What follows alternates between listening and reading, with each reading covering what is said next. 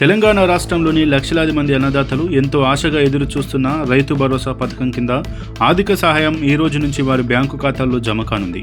ఈ విషయాన్ని స్వయంగా ముఖ్యమంత్రి రేవంత్ రెడ్డి ప్రకటించారు. ఎన్నికల ప్రచారంలో ఇచ్చిన ప్రధాన హామీలలో ఒకటైన ఈ పథకం అమలుతో రాష్ట్ర ప్రభుత్వం రైతుల సంక్షేమానికి కట్టుబడి ఉందని మరోసారి స్పష్టమైంది.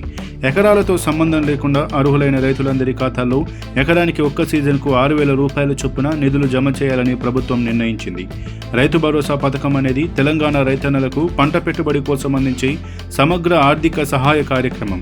గతంలో ఉన్న రైతు బంధు పథకం స్థానంలో కాంగ్రెస్ ప్రభుత్వం ఈ నూతన కార్యక్రమాన్ని ప్రవేశపెట్టింది. ఈ పథకం కింద అర్హులైన రైతులందరికీ ఏడాదికి ఎకరానికి 12,000 రూపాయల చొప్పున ఆర్థిక సహాయం అందించబడుతుంది. ఈ మొత్తాన్ని ఖరీఫ్, రబీ సీజన్లకు గాను ఒక్కో విడతలో 6,000 రూపాయల చొప్పున పంపిణీ చేస్తారు.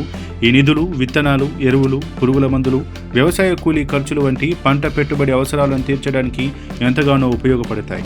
ఈ పథకం గత ప్రభుత్వ విధానాల కంటే మరింత సమ్మిళితమైనది.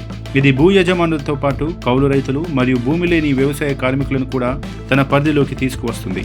ధరణి పోర్టల్లో నమోదైన భూమి కలిగిన పట్టాదారులు, అటవీ హక్కుల గుర్తింపు పట్టాదారులు కూడా రైతు భరోసాకు అర్హులు. పారదర్శకతను పెంచే లక్ష్యంతో నిధులను నేరుగా రైతుల బ్యాంకు ఖాతాలో జమ చేస్తారు.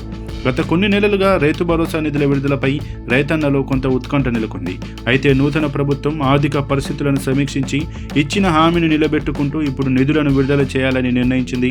రాష్ట్ర వ్యవసాయ శాఖ ఉన్నతాధికారులు నిధుల పంపిణీ ప్రక్రియను వేగవంతం చేశారు.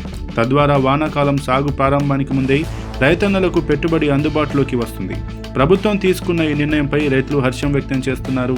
సకాలంలో లభిస్తున్న ఈ ఆర్థిక చేయూత వారిని అప్పుల ఊబి నుంచి బయటపడడంతో పాటు వ్యవసాయ ఉత్పాదకతను మెరుగుపరచడానికి కూడా సహాయపడుతుంది.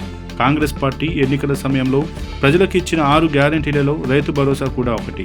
ఈ గ్యారంటీలను దశల వారీగా అమలు చేస్తూ ప్రజల విశ్వాసాన్ని చూరగొనాలని ప్రభుత్వం లక్ష్యంగా పెట్టుకుంది. ఈ పథకం అమలు, తక్షణ నిధుల విడుదల ద్వారా వ్యవసాయ రంగాన్ని సుస్థిరం చేయాలని, రైతుల ఆర్థిక సాధికారతను సాధించాలని ముఖ్యమంత్రి రేవంత్ రెడ్డి ప్రభుత్వం పట్టుదలతో ఉంది. ఇది రాష్ట్ర ఆర్థిక వ్యవస్థపై కూడా సానుకూల ప్రభావాన్ని చూపుతుందని అంచనా.